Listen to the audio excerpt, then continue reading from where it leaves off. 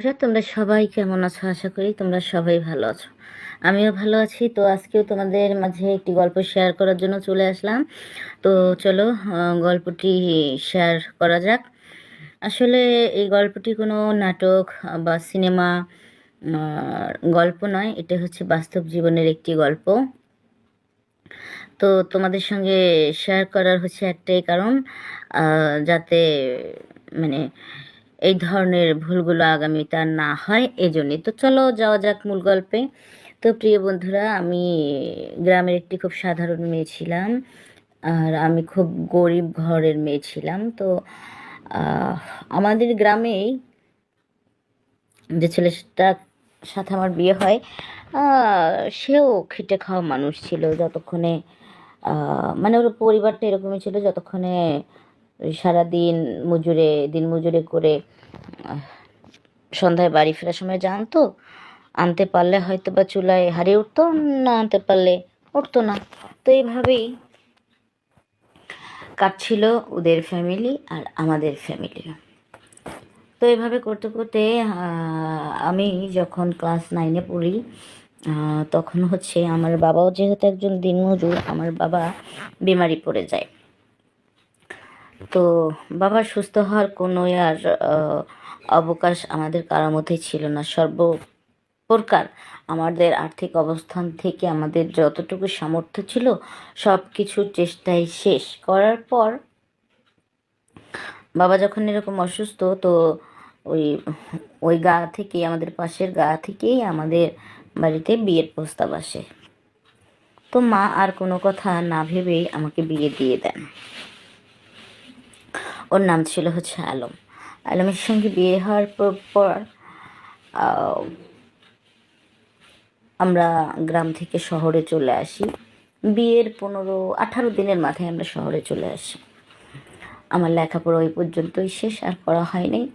যেহেতু বাবার এই অবস্থা, আর যার সঙ্গে আমার বিয়ে হয়েছে সেও অনেক গরিব,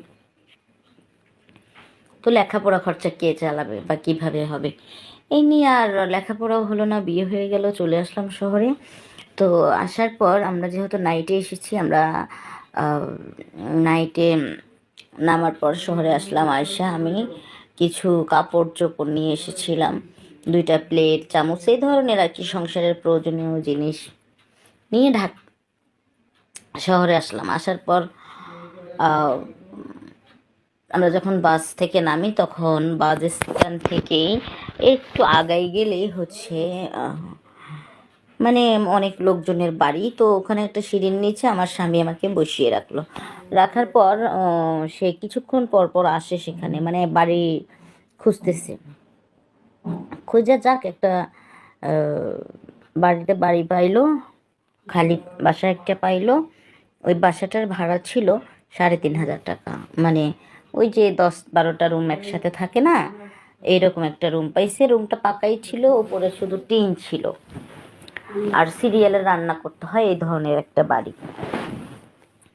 তো উঠলাম, ওঠার পরে আমার স্বামী আমাকে অনেক হেল্প টেল্প করলো। আমাদের সাথে তেমন কিছু নেই, টুকিটাকি গ্রাম থেকে যাই এনেছিলাম, সব কিছু গুছিয়ে গাছিয়ে নিয়ে। না তো চৌকি, না তো কোনো খাতা বালিশ, কিছুই ছিল না। শুধু আসার সময় একটা কম্বল আর একটা চাদর নিয়েছিলাম, ওই বিছিয়েই মোটামুটি আমরা একটু রেস্ট করলাম। করার পরে আমার স্বামী আলম সে চলে গেল গ্যারেজের উদ্দেশ্যে, যে এখানে নতুন এসেছে, তাকে একটা গাড়ি দিলে, মানে রিক্সা দিলে সে একটু চালাতো। চালায়া যে কয় টাকাই পাইতো, হয়তো আমাদের খাওয়ার ব্যবস্থাটা হয়ে যাবে।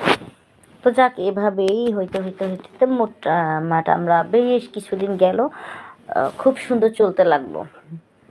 হইতে হইতে আমার স্বামী হঠাৎ করে একদিন অ্যাক্সিডেন্ট করে মারা যায়। ওখানে ওটা 3 মাস পর অ্যাক্সিডেন্ট করে মারা গেল। মারা যাওয়ার পর আমি খুব হতাশ, কোনো দিশা পাচ্ছিলাম না। তার উপরে আমি কোনোদিন কোনো চাকরি বাকরি কাজ কাম কিছুই করিনি। অবস্থায় আমি কি করব?